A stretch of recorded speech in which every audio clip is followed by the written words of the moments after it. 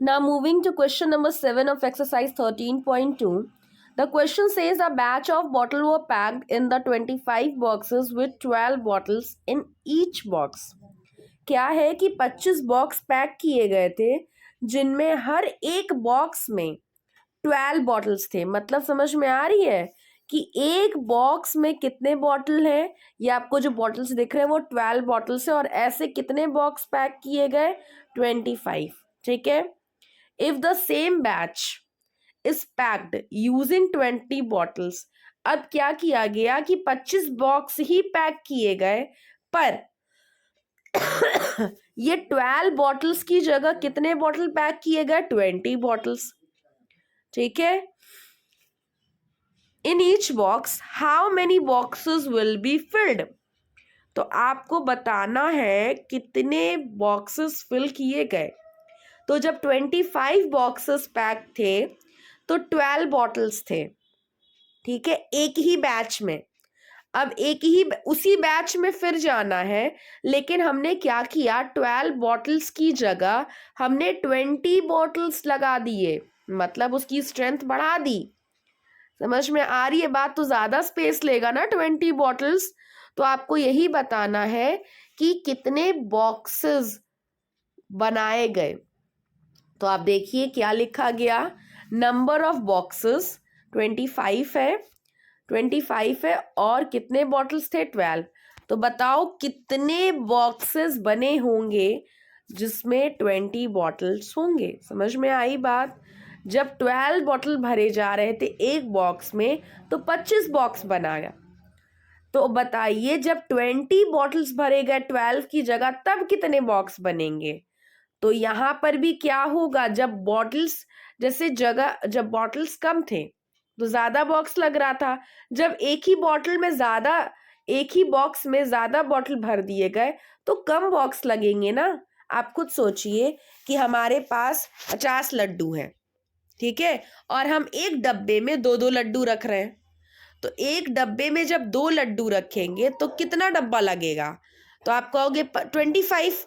ठीक है. लेकिन अगर हम क्या करें हम 5 लड्डू एक डब्बे में रखें तब कितना लगेगा. तब 5 ही लगेगा ना. 5 ही बॉक्स लगेगा. तो वही चीज है कि जितने ज्यादा बॉटल्स हम एक डब्बे में रख देंगे उतना ही कम बॉक्स हमें यूज होगा. तो मतलब क्या हुआ यहां पर भी इनवर्स है वेरिएशन. तो यहाँ x1 की जगह 25 और y1 की जगह 12, x2 की जगह x और y2 की जगह 20. तो यहाँ अप्लाई कर दिए इनवर्स वेरिएशन और फिर ट्रांसपोज कर देंगे 25 into 12. When we transpose to the other side 25 into 12 upon 20 the value of x we will get is equal to 15. So 15 boxes will be filled. Okay. Now moving to the next question, question number 8. A factory requires 42 machine to produce a given number of article in 63 days. एक factory है जो क्या use करता है 42 machine use करता है किसी article को बनाने में. कितना दिन लगता है उसे 63 डेज. लेकिन अगर हमें वही काम करना है लेकिन हमें कितने दिन में करना है 54 डेज में तो कितने मशीन्स लगेंगे. तो यहां पर भी क्या है जब 63 डेज में थे तो 42 मशीन्स. अब हमें और कम दिन में करना है तो मतलब ज्यादा मशीन लगेगा. कौन सा वेरिएशन है इनवर्स वेरिएशन. तो अगर 42 था तो 63 डेज लग रहा था तो कितने मशीन होंगे जो 54 डेज में कंप्लीट हो जाए. तो इसी तरह टेबल बना लेंगे एंड यूज क्या inverse variation 42 into 63 is equal to x into 54. अब आप क्रॉस मल्टीप्लाई कर दो. यहां पर देख लीजिए as we increase the number of machine the time taken to produce of the article decreases. So therefore they are in inverse proportion. Inverse है तो x1 y1 is equal to x2 y2. यहाँ transpose कर देंगे. we will transpose 54 to the other side. what we will get 42 into 63 upon 54. 6 sevens are 54 and 6 nines are. फिर 9 sevens are 63, 7 sevens are 49. So 49 machine will be required to produce the article. Understood? It's very easy. Only these questions are conceptual. Now question number 9, last question for today. This is the most important question. The question is important. Go through it thoroughly. Question number 9 says, a car takes 2 hours to reach a destination by traveling at the speed 60 kilometre per hour. अगर हम 60 kilometre per hour के speed से चलते हैं तो किसी destination को 2 घंटे में हम कवर कर सकते हैं. तो बताना है how long will it take when the car travels. हमें उसी डिस्टेंस को कवर करना है.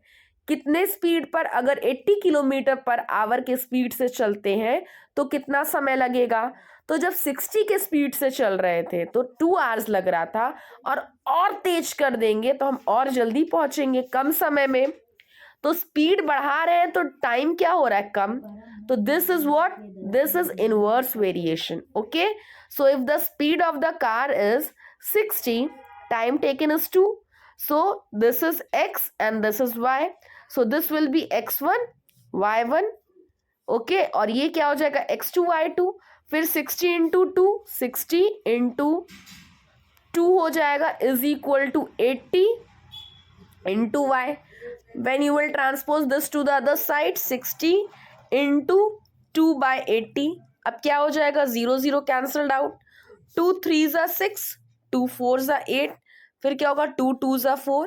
मतलब 3/2 हो गया. 3/2 का मतलब 1.5. आप देख लो आगे क्या हो गया. We have used here inverse proportion. x1 y1 is equal to x2 y2. 60 into 2 is equal to 80 into y. यहाँ पे ट्रांसपोज किए 3/2 आंसर आया. 3/2 का मतलब क्या हुआ, 1 whole 1/2 hour. So car will take 1 whole 1/2 hours to reach the destination. So today we have completed solution till question number 9. Question number 10 and 11 you will do it by yourself. Understood? Thank you and have a nice day.